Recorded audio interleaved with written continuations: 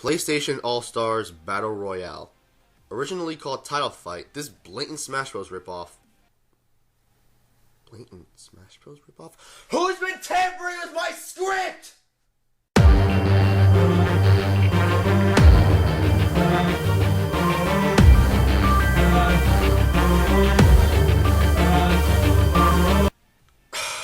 Alright, I'm not going to deny there are similarities to Smash Brothers.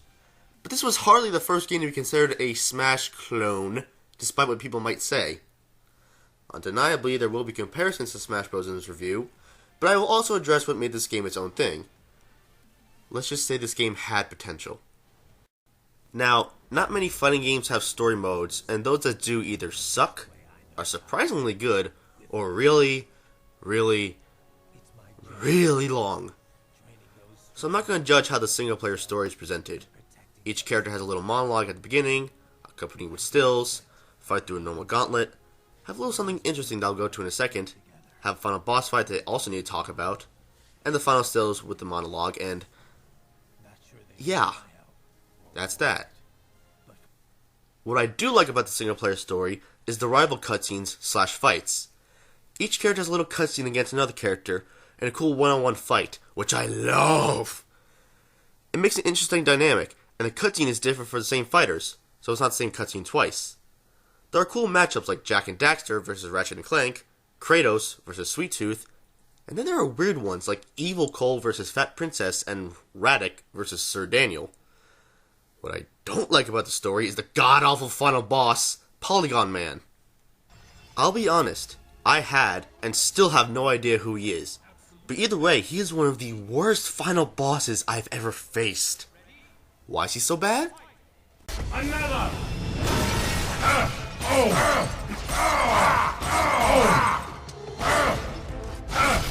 That is the only way for him to do damage to you, and for you to damage him.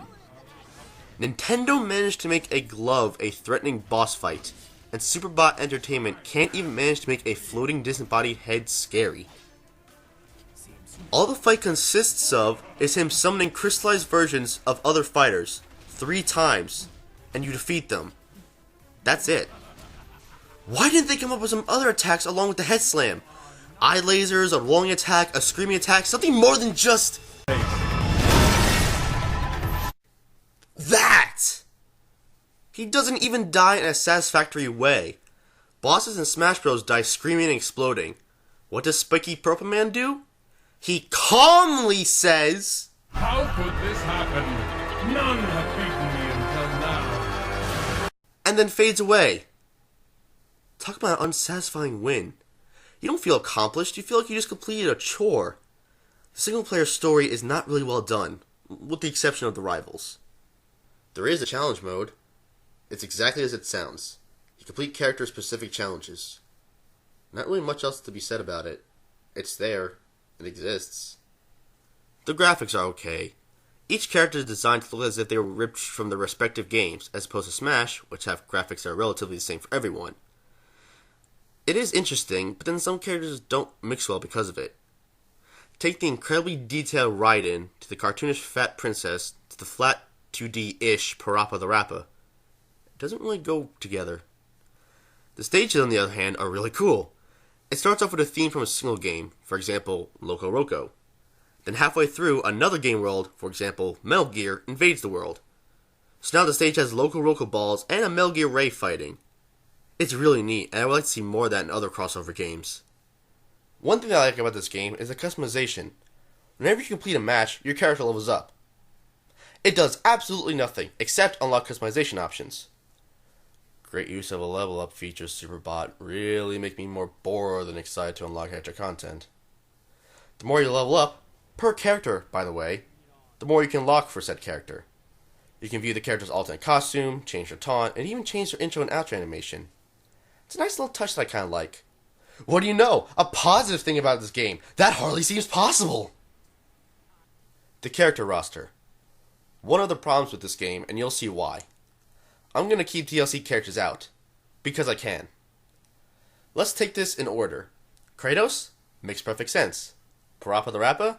Weird, but quirky. Princess Plump? Okay. Sweet Tooth? Great choice. Braddock, cool, and cheapest phone in a long-range fight. Sly, awesome. Nathan Drake, perfect.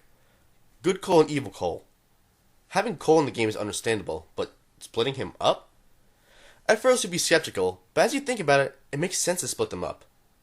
It wouldn't make sense to have a neutral Cole with both powers, so splitting them up just makes sense. It's kinda like the Pit Dark Pit situation in Smash Bros. 4. Ratchet and Clank? Good. Jak and Daxter? Good. Big Daddy? No. Why? Dante? Dante in the game would have made sense if it was the original. Instead, we've got Dino. Heihachi? Makes sense if it wasn't his younger form. Nariko? Sure. Raiden? Sure, he's been on PlayStation, but Snake would have made more sense. However, he wasn't in Brawl, and Raiden's fun to play anyway, so it evens out. Sackboy? Yup. Sir Daniel Fortescue. Never heard of him. It's okay. Spike? I guess he's an alright choice. I hate your voice. And finally, Toro. Good choice for Japan, bad choice for America. So the problem with the roster is not the first-party characters that much. It's more with the third-party characters. They are only in the game for shameless promotion. Big Daddy is used to promote Bioshock Infinite, which makes no sense. As far as I'm aware, they aren't even in that game. I don't know, I haven't played it, I'm just going off any information I got. I get they are iconic, and having a heavy fighter makes a unique character to have, but it really shouldn't be in the game. Heihachi, like I said, makes some sense, as he has history of PlayStation. It's the version they used him that bothers me. It's the young version of him that was featured in Tekken Tag Tournament 2. Raiden, I already stated. Dante, as before, makes sense, if it was classic Dante, not Dante. This version was obviously used to promote DMC Devil May Cry, although it was Capcom's choice to have this version of Dante in the game, not Superbot's choice. They are all in the game to promote their own games and nothing wrong. Now don't get me wrong, Smash Bros. Does this too. Hell, that was the whole point of having Martha and Roy in Melee. But it makes sense in that series. Most of the characters we expect to be in the game, so we don't mind that much at all. As for the characters we wanted, like Crash, Spyro, Laura, Cloud, Sora, Wander, Kane, etc., I could possibly explain this. First, it's a brand new fighting game. They usually don't have huge rosters. And second, most of it could have been a licensing issue. So there are definitely some problems with some of the first and most of the third-party characters chosen for this game. The gameplay. Easily the biggest problem with this game. It basically works like this. You hit the opponent. The more you hit him or her, the more orbs come out of them. You collect these to build up your super meter. Your super meter goes up to 3 levels. The only way you can defeat someone is by hitting them with a super of any level. In this game, you can actually do combos, which is nice and makes it more like a normal fighting game, but it doesn't matter in the overall scheme of the gameplay. While I don't mind a super being a big part of gameplay, hell, most fighting games have super meters or moves, having it be the only way for you to beat opponents and win is not good design. 2 words I'll be using a lot during this section are unsatisfying and consequence. The way you die is unsatisfying. In most games, when you die, you either get knocked out or explode and hear the character scream in agony. In All-Stars, the character dies and disappears in a blue light and lets out a little grunt, like they are irritated that they died. It's always so satisfying when you defeat an opponent and see them fall and feel pain. That sounds really messed up now that I think about it. It's not satisfying to just make it like you're irritating someone more than you're defeating them. It's also satisfying to use supers in other games because you earned it, and use it in a combo or in a dire situation to gain an upper hand. You earned it. It wasn't just given to you. As for consequence, that's a bit longer to describe. When you play a fighting game, hell, when you play most games, you want to hit the opponent a lot while avoiding damage on yourself. Getting hit is a consequence of not defending, playing, attacking, moving, etc. properly. Getting hit and taking damage, though, makes everything tense and exciting, as you want to win, but not take damage in the process. The more damage you take, the more your chance of losing increases. This is why games like Super Smash Bros., Street Fighter, Mortal Kombat, and the like are so fun to play and watch. The games get so tense when people get hit more and more and try to win at the same time. That's why people at EVO and other fighting game tournaments get so excited when it's a close match. You can't really feel that in PlayStation All-Stars. Since hitting and getting hit means nothing, it's not fun. It's not exciting. It's not satisfying. and there are no consequences for getting hit since everything revolves around getting orbs for the super meter. Even falling off certain stages does nothing, as it just teleports you back on stage and you'll lose some orbs. God, I'm sick about talking about these damn orbs! I think if life bars were added and the gameplay is closer to Smash's stamina mode, and the supers work more like Wario's Waft special, the game would be much better and be more fun. You build up by taking damage, and you can build up and use it whenever you want, but after you die you still have Super Meter left.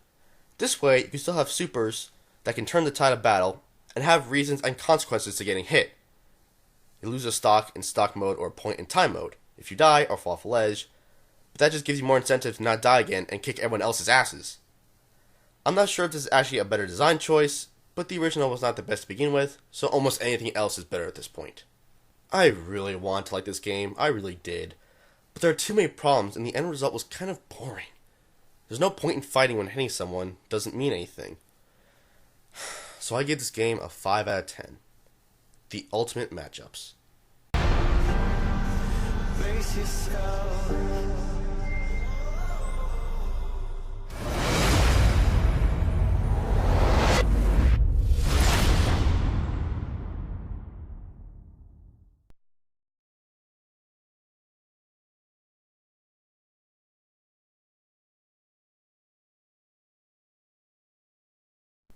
The character roster.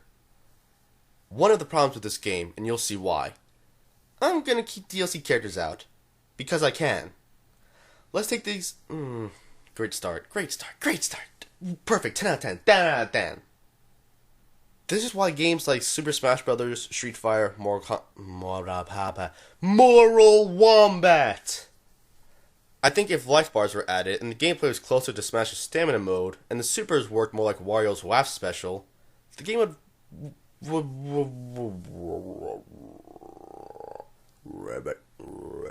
Rabbit.